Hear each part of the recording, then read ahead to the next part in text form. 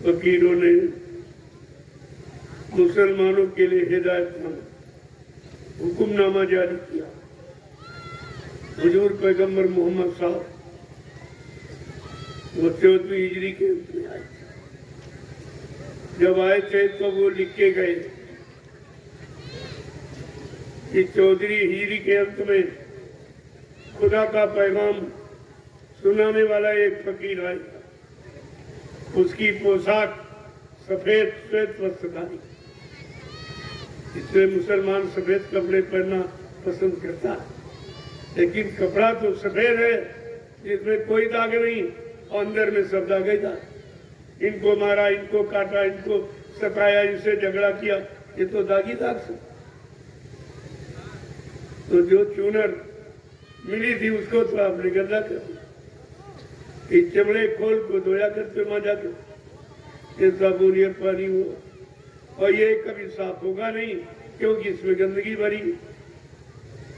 जैसे मछली रात दिन जल में रहती लेकिन गंदगी से अलग नहीं, इतनी गंदगी भरी कि बाहर निकालो तो दूर से बदबू। जब पानी ने मछली की गंदगी नहीं धो पाई जो 24 घंटे रहती, और तुम्हारे 1-2 बार धोने से क्या साफ? कभी इस पर विचार किया? इसलिए फकीरों ने कहा ये जिस्म है मुसलमानों, ये जिस्म खुदा की इबादत के लिए मिला।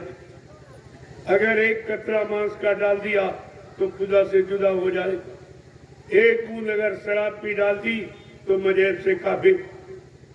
क्या आपने हुजूर पैगंबर मोहम्मद साहब की इन बातों को माना है? कुछ बिल्कुल उल्टे, उनके बरखिलाफ सकता। तो जब गुनाह करोगे तो उसकी सजा जरूर है। उसे यहाँ कोई माफ नहीं सकता, फकीर संतों के सिवा कोई माफी करा नहीं सकता। और उनसे तुम्हारा बैर भाव है, उनके पास जाओगे नहीं, उनकी बात सुनोगे नहीं, उनकी निंदा रचना बुराई करोगे तुरंत, तो गुनाह पर गुनाह करते जा रहे हो। कभी सोचा है इन गुनाहों की सजा क्या है?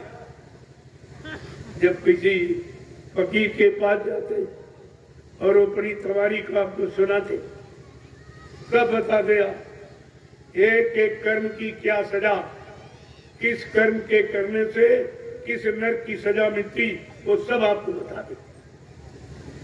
उनकी तो रूह हो जाती है, सारे मंडलों में जाती और घूम के आ जाती।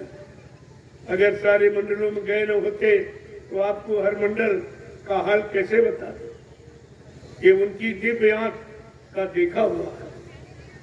अपनी रूह की दिव्य आंख, तीसरी आंख से देखकर जो उन्होंने देखा उसी का यहाँ पर वर्णन किया, और आपकी आंख खुली नहीं तो आपकी समझ में नहीं आती। तो कहते रे भाई, मैंने तो तुम्हारी आंख खुलने का भी तरीका बता दिया।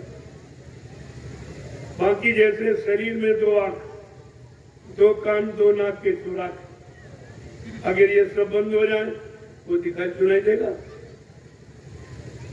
तो दिखाई सुनाई देगा? ऐसे जब से जीवात्मा रूह इस मृत्यु मंडल पर आई इन जिस्म शरीरों में, तब से उसका देखना सुनना ये सब बंद हो गया। अब जब दिखाई सुनाई दे तो बेचारी क्या जाने? फकीर महात्मा इशारा करते लेकिन उसकी आंख खुली नहीं बन गई। तब उन्होंने जुक्ति दी, कहा ये नाम की जुक्ति, नाम के बगैर काम नहीं है।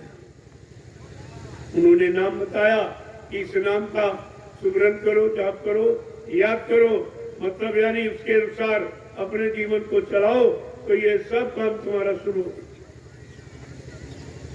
तो कहा भाई ये आंख कौन खोलेगा? ये आंख कान नाक खराब हो जाते तो डॉक्टर वैद्य हकीम की तलाश करते हो। अरे भाई कोई जानकार मिल जाए, हमारी आंख हमारा कान नाक खराब हो, जरा ठीक कर दीजिए। अगर जानकार सच्चा मिल जाए तो ठीक कर दे, लेकिन वो भी ठीक करने का दावा जब करेगा जब तुम उसके अनुसार चलो, परहेज करो। बिना परहेज के डॉक्टर भी यानी मत रोग को खत्म करने की गारंटी नहीं देता। परहेज तो आपको करना पड़ेगा। वही आज परहेज तुम्हारे सामने आया, शाकाहार। ये परहेज, अगर आप परहेज कर ले तो आप पर कोई बीमारी आएगी नहीं। अगर आप शाकाहारी, सदाचारी, ब्रह्मचारी बन जाए तो कोई बीमारी, कोई परेशानी, कोई लड़ाई झगड़ा, कोई दैवी प्रकोप, कोई दुर्घटना, कोई अकाल मौत आपकी हो ही नहीं सकती। कितना बड़ा लाभ है। लेकिन दुनिया ऐसी बाबरी, कोई ग्राहक ना पकड़े, कोई लेने वाला नहीं। किसको देते, किसको देते?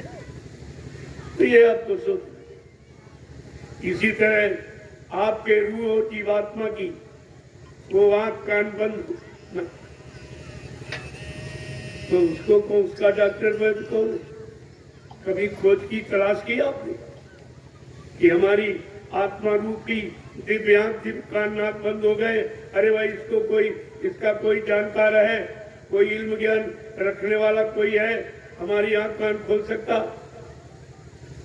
तो गोस्वामी जी महाराज समय के फकीर, उन्होंने रामचरितमानस के उत्तरकांड में लिखकर सबको चेतावनी दी, सबको बताया कि ये दिव्यांग आत्मा रूह की कौन खोलेगा? कि सतगुरु पे दे बचन विश्वाता और संयम ये ना विषय की आशा। कहा सदगुरु की बैठ,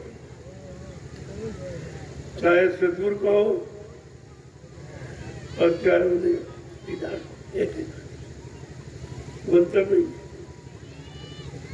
भाई संत को, फकीर को, गुरु को, मुर्शिद को, एक ही बात है।